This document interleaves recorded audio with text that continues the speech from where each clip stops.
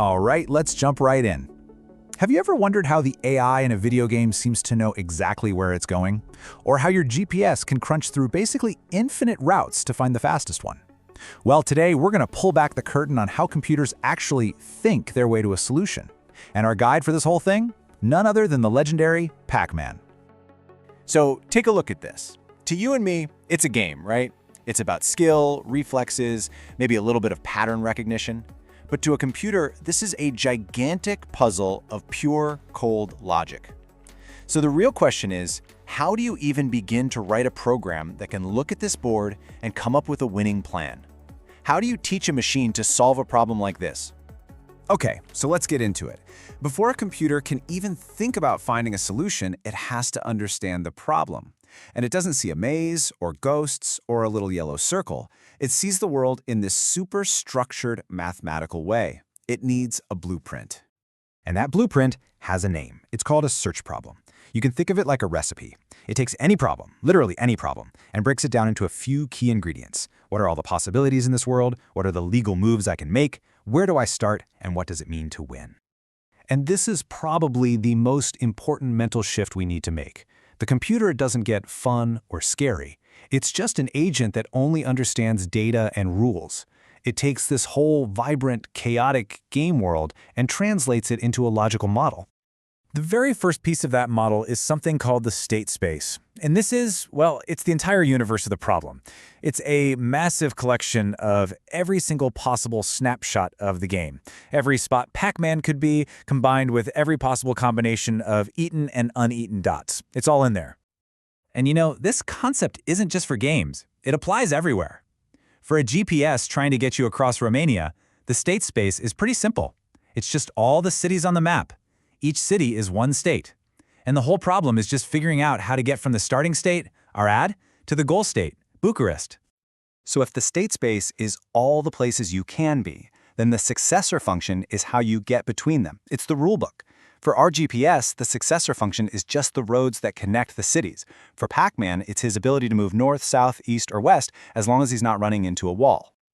So let's bring this all back to Pac-Man's main mission: eat all the dots. A single state in this world isn't just where Pac-Man is. No.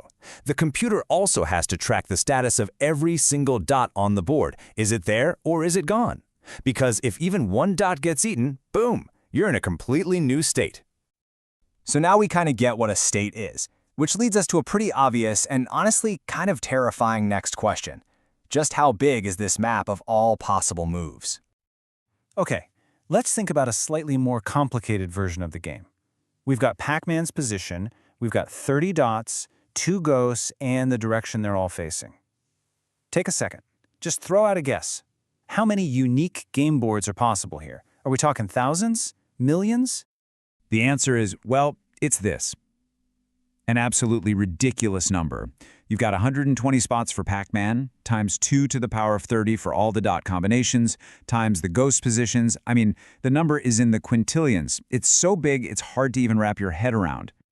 And that, right there, illustrates the central challenge. A computer can't possibly hold a map that big in its memory. No way.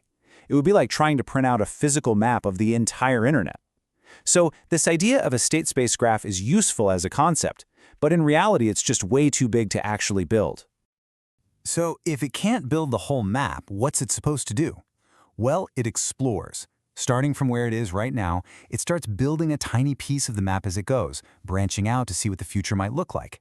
And this growing, branching map of explored paths, that's what we call a search tree. And this brings us to the most critical choice the AI has to make. How should it explore this tree? What's the best strategy?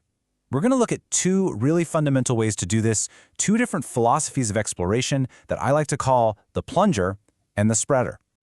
So on the left, we've got depth first search, or DFS. That's our plunger. It picks one path and just commits, going as deep as it possibly can. Then on the right, we have breadth first search, or BFS. That's our spreader. It's much more cautious, exploring all of its nearby options before it dares to go any deeper. Now, they'll both find a solution, but they have very different ideas about what counts as a good one. Let's look at the plunger in action. DFS is impatient. It picks a direction and just goes for it, diving deeper and deeper down one single branch of the tree. It only stops and backtracks when it hits a dead end, or if it finds a solution. It can be super fast, but the catch is, it might find some ridiculously long, inefficient solution just because it happened to stumble down that path first. Now compare that to the spreader. BFS is way more methodical. It explores the tree level by level. First, it looks at all the moves that are one step away, then all the moves that are 2 steps away, and so on. It expands outwards in these perfect, tidy circles. This approach guarantees, absolutely guarantees, it will find the shortest possible path to the goal. But it can use up a ton of memory keeping track of all those options it's considering. So we've got these 2 core strategies for exploring a world of possibilities.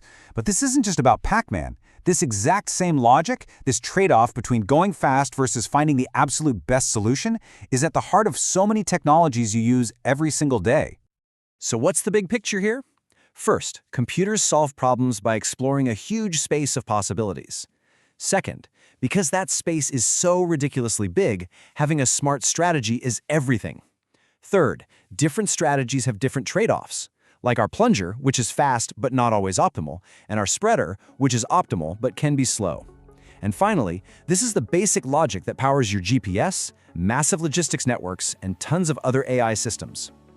When you boil it all down, this is what AI search is all about. It's just a series of choices. At every single step, the computer has a bunch of possible next moves. The entire strategy, the whole algorithm, is just the rule it uses to decide which of those possibilities it's going to look at next. That's it. Now, everything we've talked about today, the plunger and the spreader, they're uninformed. They're basically exploring blind, with no extra hints. But what if the algorithm had a hunch? What if, when our GPS was planning that trip to Bucharest, it had a little hint that it should probably be heading southeast? Well, that changes everything. And that is the key to a whole other level of AI called informed search.